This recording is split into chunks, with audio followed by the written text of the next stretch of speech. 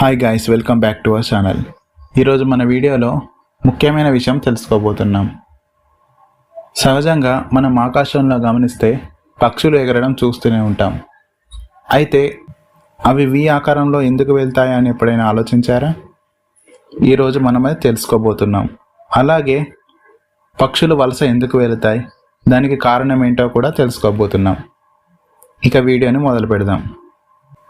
ఆకాశంలో పక్షులు గుంపుగా వెళ్ళడం మనం చూస్తూనే ఉంటాం. అయితే మనం సరిగ్గా గమనిస్తే ఆ పక్షులు ఎక్కువగా వి ఆకారంలోనే వెళ్తుంటాయి. పక్షులు అలా వి ఆకారంలో వెళ్ళడానికి ఒక కారణం ఉంది. పక్షులు గాలి వేగాన్ని నియంత్రించుకుంటూ వాటి శక్తిని ఆదా చేసుకుంటూ ఇలా వి ఆకారంలో వెళ్తాయి.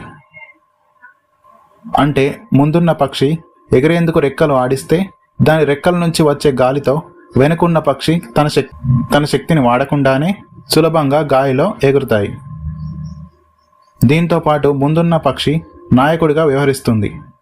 మిగతా పక్షులు తోటి పక్షులతో ఢీ కొట్టకుండా ఈ వి షేప్ ఉపయోగపడుతుంది.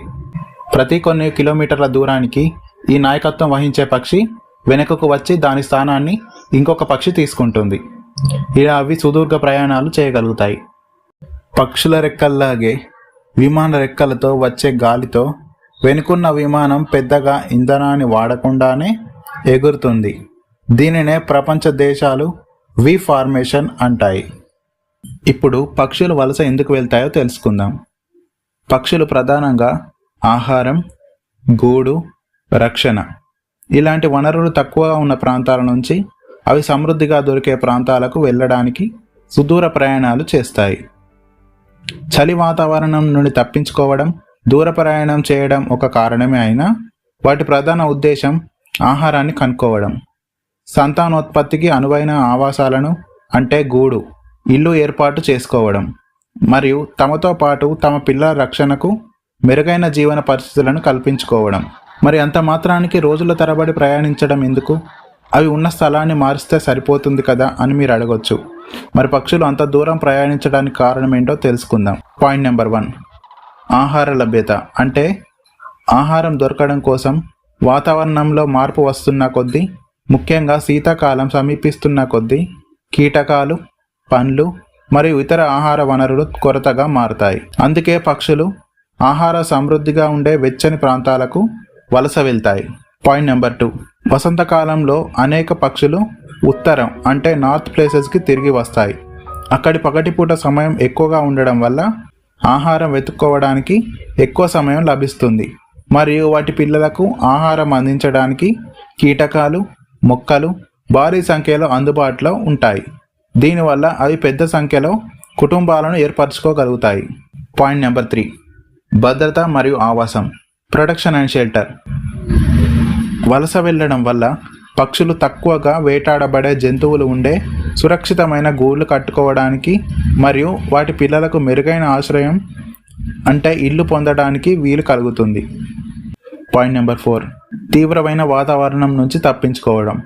చాలా పక్షులు చలిని తట్టుకోగలిగినప్పటికీ అవి ఆహారం లేకుండా ఎక్కువ కాలం జీవించలేవు. ఆహార కొరతను కలిగించే కఠినమైన శీతాకాలపు వాతావరణాన్ని తప్పించుకోవడానికి వలస వెళ్ళడం కూడా ఒక తెలివైన వ్యూహమే. పాయింట్ నెంబర్ 5, సుదీర్ఘ ప్రయాణానికి ముందు పక్షులు తమ ప్రయాణానికి అవసరమైన శక్తి కోసం తరచుగా తమ శరీర బరువుకు రెట్టింపు కొవ్వును ఉత్పత్తి చేసుకుంటాయి. Point number 6, directions. మార్గాన్ని కనుక్కోవడం. పక్షులు తమ మార్గాన్ని కనుక్కోవడానికి పగటిపూట సూర్యుడిని, రాత్రిపూట నక్షత్రాలను మరియు భూమి యొక్క అయస్కాంత శక్తిని అంటే ఎర్త్ గ్రావిటేషనల్ ఫీల్డ్ని గ్రహించడం వంటి అనేక పద్ధతులను ఉపయోగించి అవి వెళ్లాల్సిన మార్గాన్ని తెలుసుకుంటాయి. పాయింట్ నెంబర్ 7, కొన్ని ప్రత్యేకమైన పక్షులు. ఆర్కిటిక్ టర్న్ పక్షి ప్రతి సంవత్సరం ఆర్కిటిక్ నుండి అంటార్కిటిక్ వరకు వెళ్ళి తిరిగి వస్తూ 70,000 కిలోమీటర్ల వరకు ప్రయాణం చేసి రికార్డు సృష్టించింది. నెంబర్ 8, బార్టెయిల్ గాడ్వైట్ వంటి కొన్ని పక్షులు కొన్ని రోజుల పాటు 11,000 కిలోమీటర్ల వరకు విశ్రాంతి లేకుండా ఎగరగలవు. పక్షులు వి ఆకారంలో ప్రయాణించడం మరియు అవి దూర ప్రాంతాలకు వలస వెళ్ళడాన్ని బట్టి అవి ఎంతటి తెలివైన జీవులో మనం ఊహించుకోవచ్చు.